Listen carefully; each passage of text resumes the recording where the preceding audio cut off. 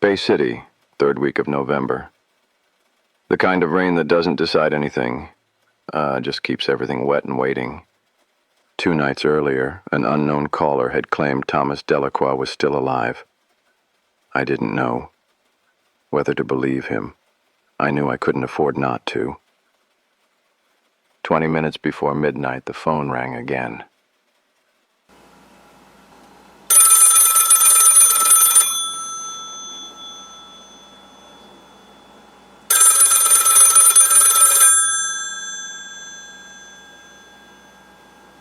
Malone. You're the one looking for Thomas Delacroix. That depends who's asking. Name's Sal. I tend bar at the Coppergate Club. Thomas used to come in. I know. You tended bar the night Thomas Delacroix came asking about Whitmore. He told me someone might come asking questions. Said if they seemed straight, to make contact. So why wait until now? Because the caller 2 nights ago wasn't you. And I needed to be sure. Sure of what? That you were worth the risk. There's something Thomas left in my keeping. Notes, documentation. About the pier. It's been getting heavier every day. Why are you coming forward now? Because yesterday someone came into the club asking if I'd spoken to a private detective. They knew your name. That means I'm already in it. Where do you want to meet? Pier 6. Midnight tonight. Come alone, Mr. Malone.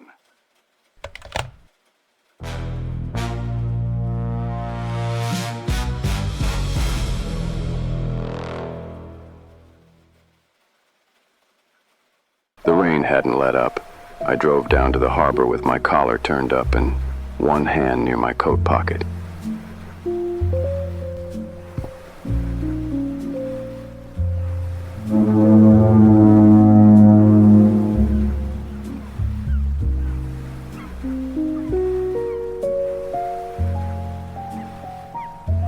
Pier 6 was the furthest one out, where the fog sat heaviest, a single crate lamp at the far end, throwing yellow light on nothing, and a man standing under it. You came alone. I came alone. Thomas gave me this 2 weeks before he disappeared. Said it was insurance. Said if anything happened to him, he said to find someone who'd use it right. What's in it? Manifests, schedules, names, the men behind the deliveries. Thomas spent 4 weeks piecing it together. Give it here. There's more than you think in there. Harwell isn't just taking money. He's...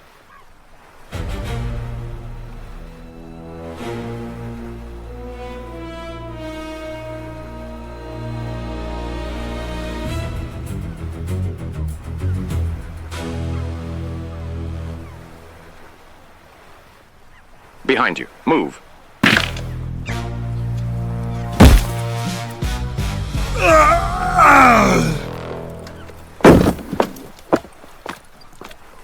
Run, now!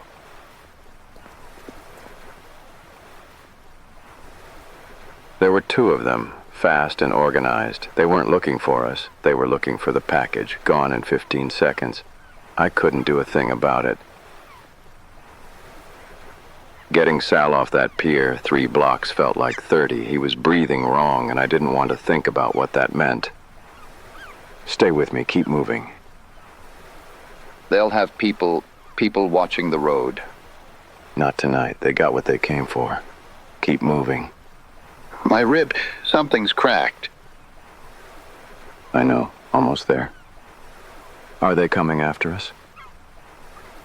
I didn't look. I couldn't. Good, neither did I. I pulled Sal off the pier and into a rooming house on Cutter Street, 3rd floor, back room. He'd taken a hit to the ribs and was moving like every breath cost him.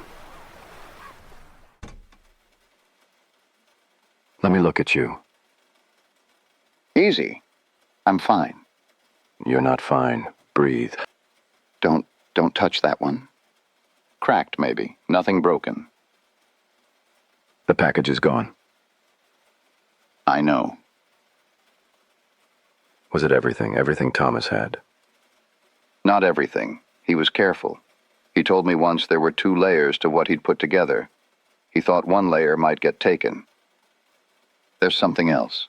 Something I should have told you before we went to that pier. Tell me.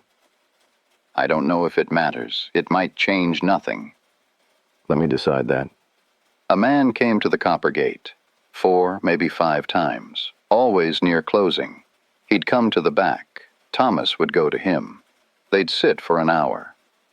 Something about him made my skin crawl from the first visit, the way he watched the room, the way he looked at Thomas, like a man who owns something the other person doesn't know he's sold. Did you overhear them? Once. 3rd visit, I was clearing the booth beside theirs. I caught maybe 30 seconds. The man said, very quiet, 1 layer for the record, 1 for insurance. Don't confuse which is which. Thomas said understood, like a soldier taking orders. What did he look like, this man? Middle-aged, well-dressed, not flashy, just expensive, gray at the temples. He always carried the same briefcase, never opened it in front of me, just held it like it proved he was someone. Did you catch a name? Once. Thomas said it under his breath. I was clearing the table next to them and the room went quiet. Whitmore. What's in the 2nd layer? He never said. But he told me that if the package ever went missing, the answer was in his coat. His coat. He gave it to me that last night. Said he wouldn't need it where he was going. I've been wearing it. He gave you his coat. Said he wouldn't need it where he was going. I don't like what that sounds like. He was frightened. Worse than I'd seen him. Said he had a lot of ground to cover before morning. I watched him walk out that door, and that's the last I know of it. Hold still. There it is.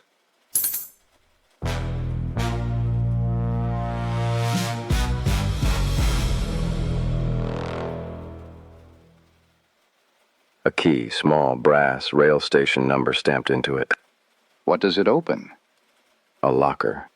Somewhere in this city, Thomas Delacroix left a box of answers. I need to find it before someone else does. Will you? I'm going to try. I left Sal in that room with 2 days paid and a strong suggestion to stay away from the Copper Gate until I said otherwise. The drive back was quiet, rain on the windshield, nothing on the radio. I kept both hands on the wheel and thought about Thomas Delacroix carrying a key in his pocket for 3 weeks. The key sat on my desk under the lamp, small and cold and patient.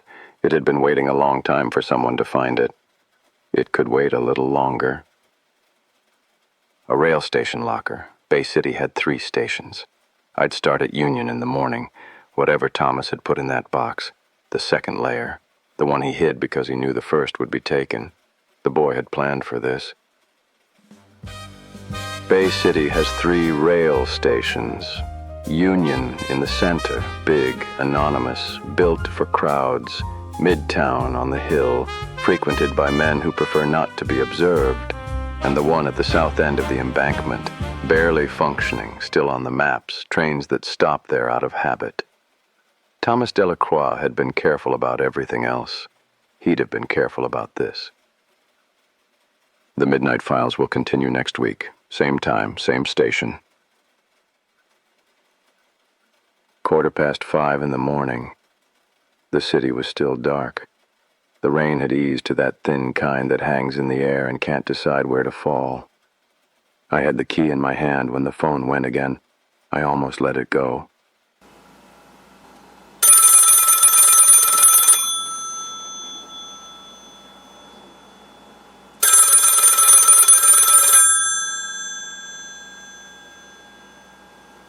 Malone. A woman's voice I didn't recognize.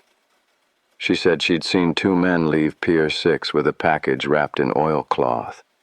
Said the car they used was registered to the Harbor Commission. Then she said Thomas Delacroix had given her my name. Told her if anything ever happened at Pier 6 to call. She hung up before I could get a word in. Thomas had built a wider safety net than I knew, and someone out there was still holding the other end of it.